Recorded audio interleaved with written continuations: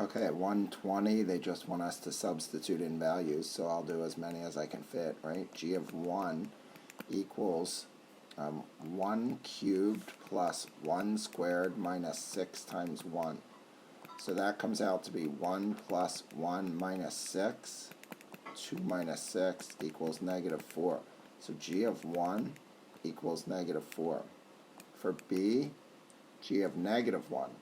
So G of negative 1 equals negative 1 cubed plus negative 1 squared minus 6 times negative 1. Negative 1 cubed is negative 1. Negative 1 squared is 1.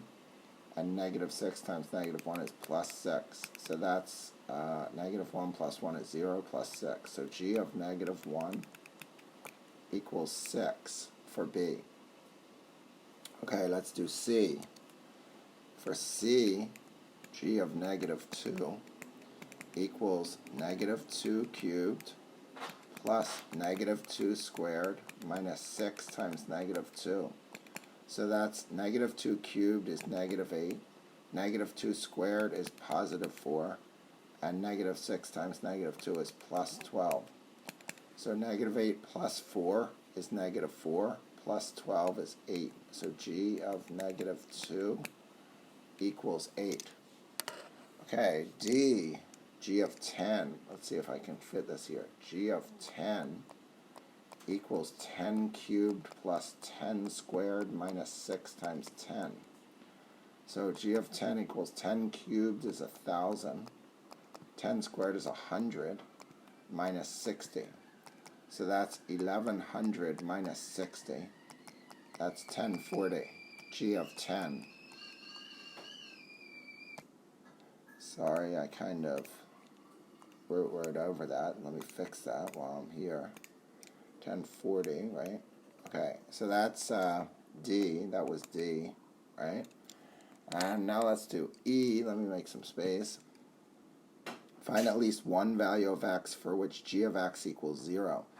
So for E, 0 equals x cubed plus x squared minus 6x, right?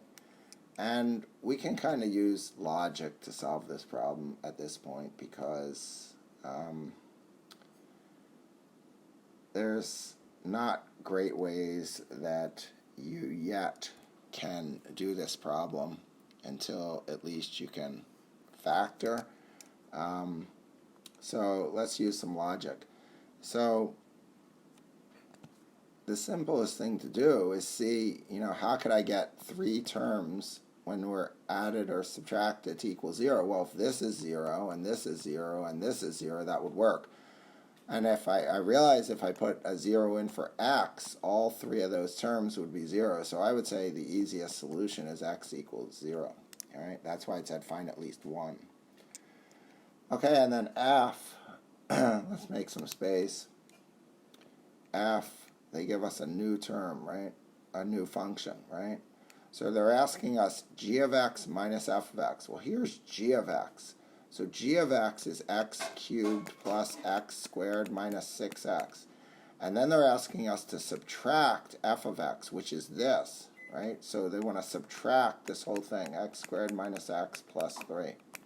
So what they're really asking us is to find x cubed plus x squared minus 6x and then distribute, right? Minus x squared plus x minus 3.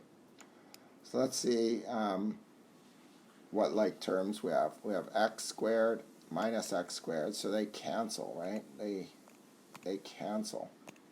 So we can cancel those.